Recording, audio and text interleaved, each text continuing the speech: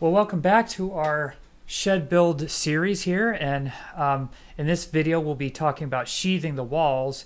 And what I did before this is prep for sheathing by removing those extra gusset plates on the end and make sure everything is level and smooth. And I found a place to install a piece of 1x2 smart side. Sorry, the picture says 1x4. It's actually a 1x2 piece and a piece of brown steel flashing, that Z flashing, where we're going to place the beginning or the lower end of our wall sheathing. So you can see that I have that piece of smart strip nailed in. The flashing is just sort of sitting there right now. So here's us dry fitting a sheet. This is just cut down vertically.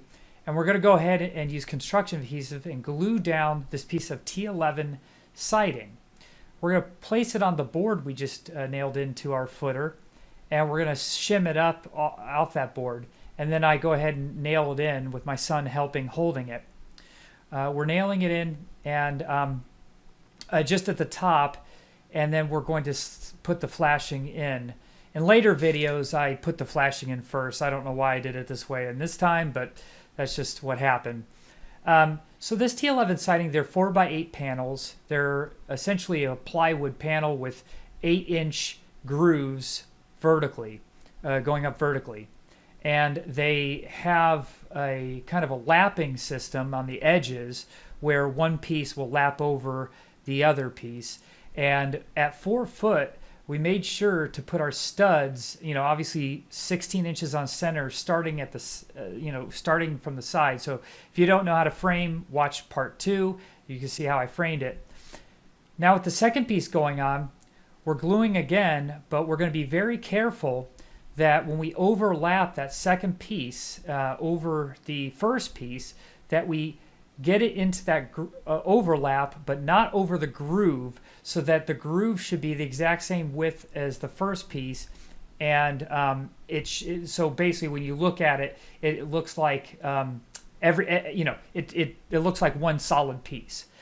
If you notice that what I'm doing, so we're just nailing it all in. By the way, the nails I'm using are galvanized siding nails. I think they're probably 2.5-inch ring shank galvanized siding nails. And notice that the height, I'm only cutting my sheets to the first sill plate of the walls.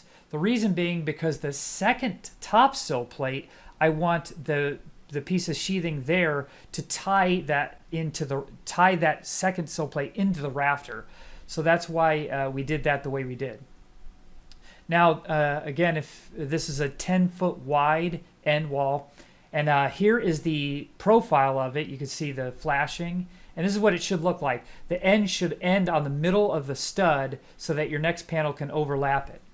Now in these upper panels, what we did here is I would cut it out and kind of tie it up or clamp it where I wanted it. And then I'd go into the inside and I'd trace out the outline.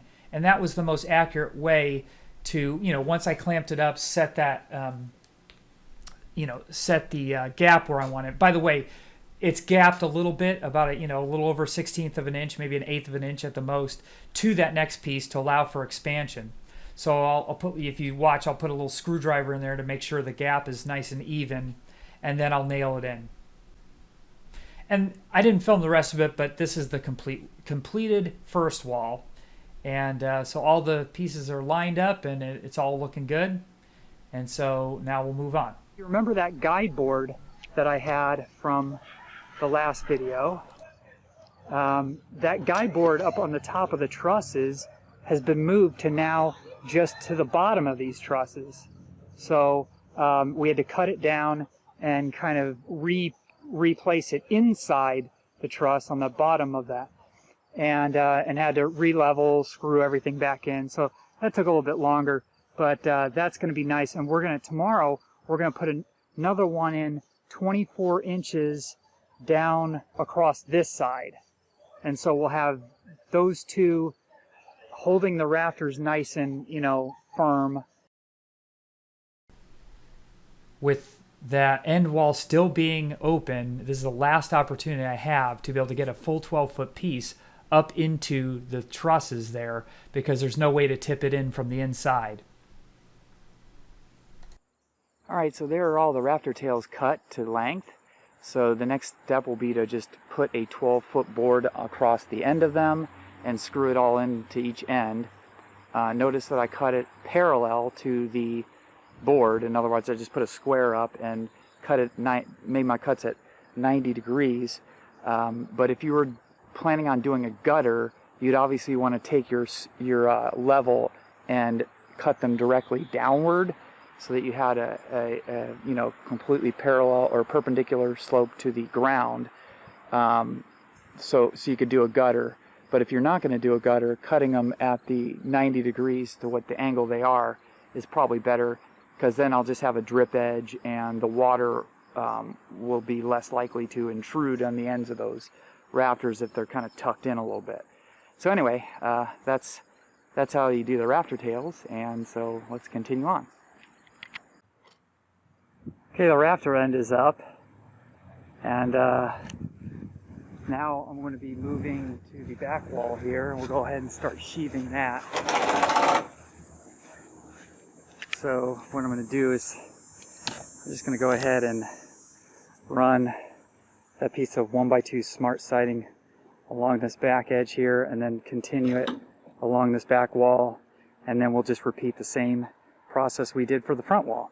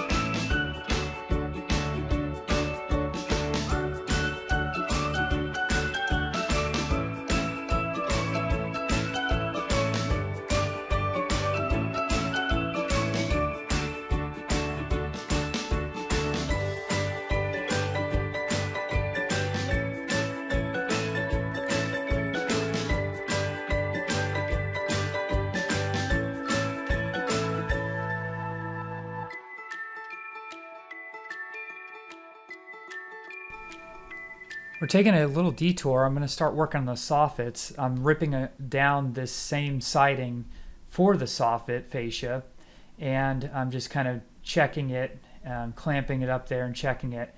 That's a 6-foot board, and it's centered on a truss end there. I just initially just pin it in with my little brad nailer, and then I nail it in with the proper galvanized sheathing nails. And I guess it's obvious now why I'm doing this before I do the sidewalls, and that is because with the sidewalls installed, it's hard to get that angle to be able to nail in the fascia board. So that's why we're doing the fascia board now, and then we'll move back on the walls. So I got the bottom of the soffit done, and I just thought I'd work on these things right here. This is a panel that I cut out of a piece of scrap, and it's going to go up in the end.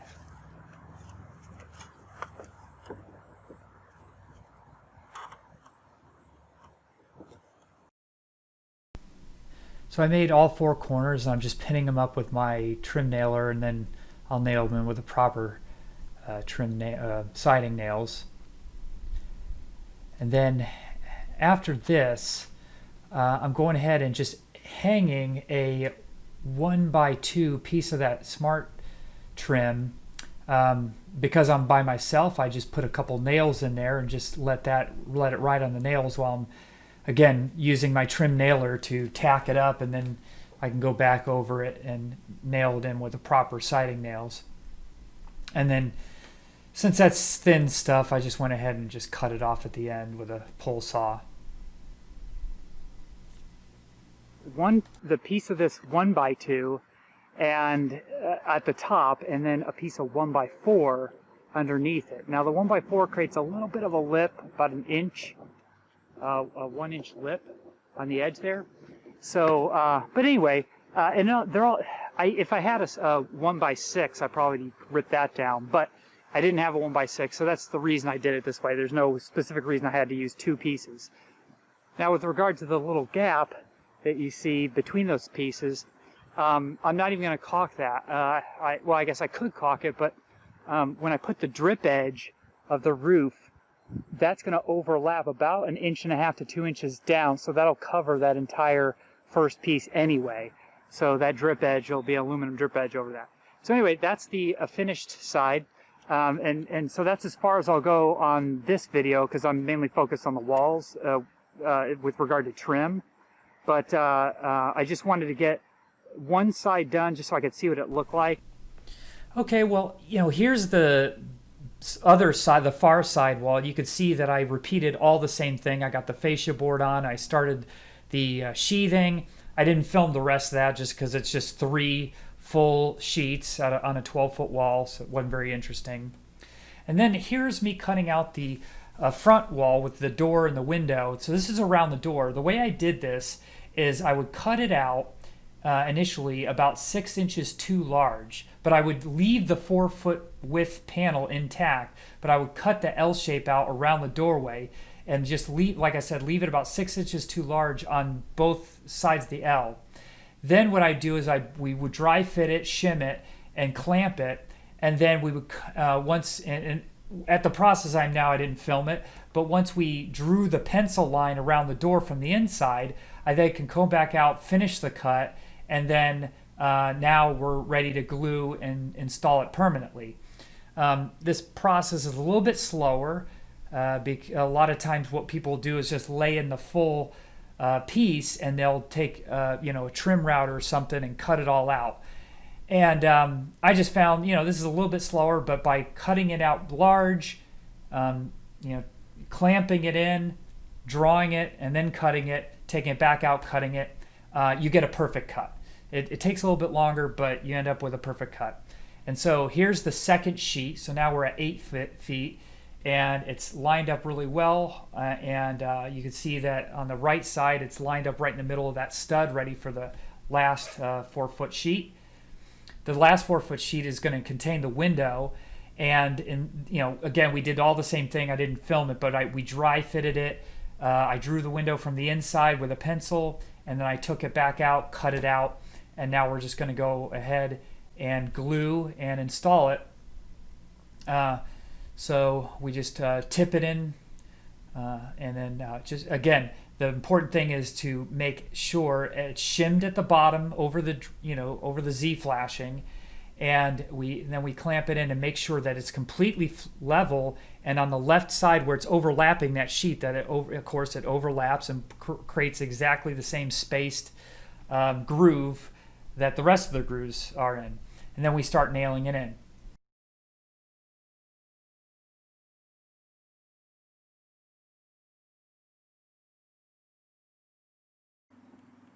All right, well, we have finished the walls. I have a completely enclosed shed now. take you outside to see the front profile here.